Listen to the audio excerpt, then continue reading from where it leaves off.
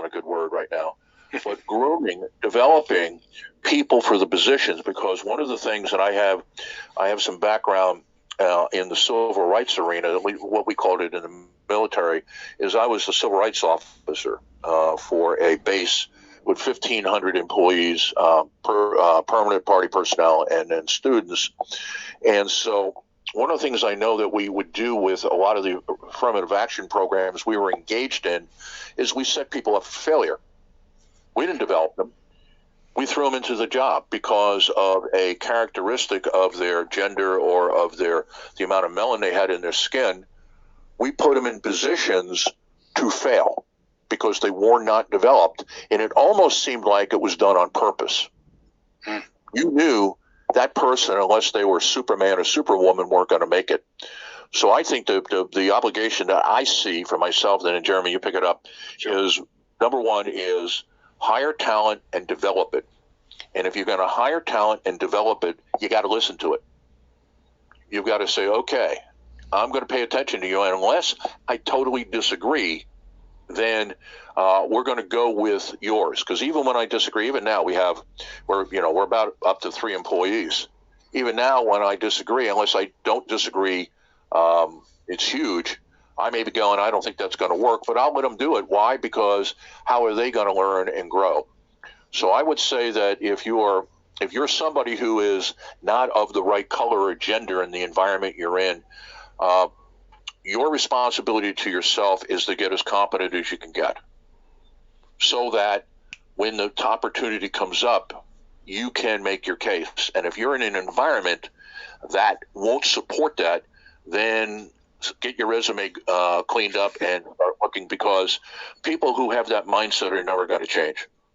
And look for companies that are, like the ones we're talking about. But Jeremy, that's my 2 cents. What's yours? Yeah, it's interesting because, there are many people talk about the fact that, leaders hire competent people and bosses hire yes men. So I think your comment about, make yourself as good as possible is right. And as a business owner or a leader, I think it is incumbent on you and will lead to success to hire people who are not like you and to listen to what they say. And I think the classic story about this is Pixar. Pixar obviously is the computerized animated films company, and they had a plan. It was actually to launch the Transformers movie, but they felt it was either going to cost too much money or take them 10 years to get it done. And what they did is they pulled together what they called their bunch of misfits, right? The people who just didn't quite conform, and put them together. And of course, they launched Transformers a couple of years later, which was, a highly successful film. So, I mean, as a business owner, don't hire yes men. I've seen it be a problem. Bill, I worked for a company, I'm going back many years ago, and we were all so alike. We got into groupthink, and our groupthink, just caused us to make some wrong decisions because there was no dissenting voice to what we were saying. And I think you're right. If you're in an environment where people won't listen for you, you're right, polish up your resume. But certainly get yourself in the position where you can make a valuable contribution. And that should be recognized. And if it isn't, as you say, move on, folks. Okay, it looks like we got some experts coming in on this question here.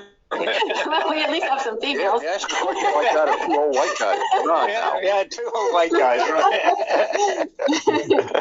Yeah, it's always an interesting question in a debate. As someone who spent 20 years in the United States military, starting back in the early 1990s, last century, isn't that something?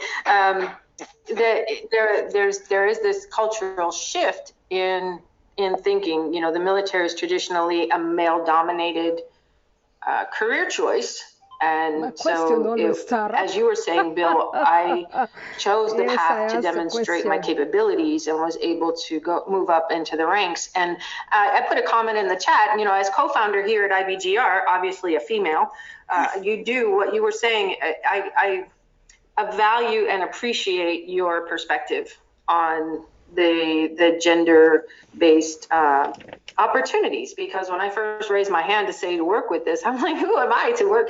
And now here we are co-creating in this environment. So to your point of who you work with matters, I think that is a valid one.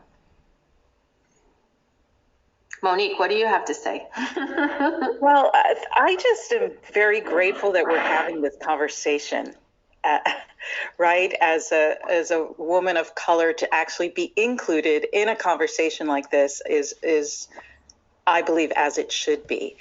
And it brings me back to the bishop's conversation about emotional intelligence. Oh, good point. I think that what happened in the past was, women, and especially women of color, were not included in these business conversations and leadership in business because they were too emotional, was the idea. And all of a sudden, we are now living in a time where emotional intelligence is becoming recognized as an asset.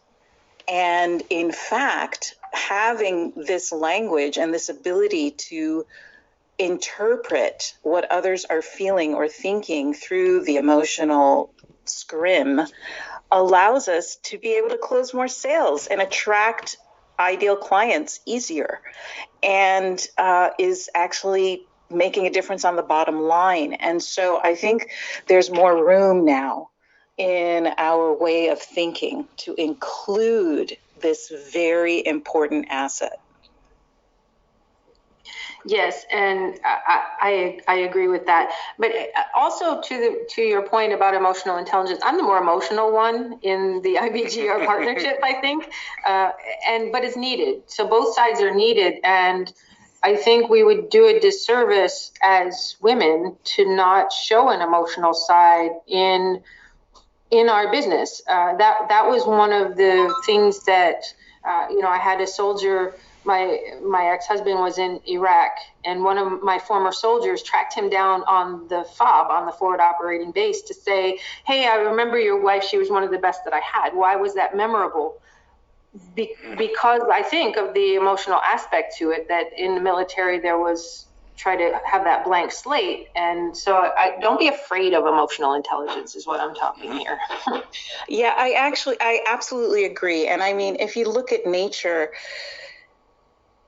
it's the yin and the yang, yes, and the bright and the dark. We are in a world of opposites, and it has been such a male-dominated world for so long. I think one of the things that the pandemic did, in my opinion, is sort of clear the decks a little bit. And it's a new world. It's a new way of thinking. Everything stopped, so we get to reevaluate. And I think this is one of the ways that we are including what it was supposed to be, rather than dominance of one or the other. It's supposed to be a beautiful dance where we complement each other. Yeah, well said. The yin and the yang. You can't have the light without the dark. You can't have completeness in a business without bringing in all the gifts and resources that your company has. And that includes women, men, people of color, people of different ethnicities, people of different cultures, people of different gender orientations. I think there's a place for all of us within an organization because of the gifts and strengths that we have. Yeah, I think the one trap we get into is that we make it about surface features, and that what we're really looking for is a diversity of thought, yes, and opinion and talent, because it's that type of conflict. I've worked in a couple of companies where diversity meant physical characteristics, and as Jeremy talked about, they all thought the same way.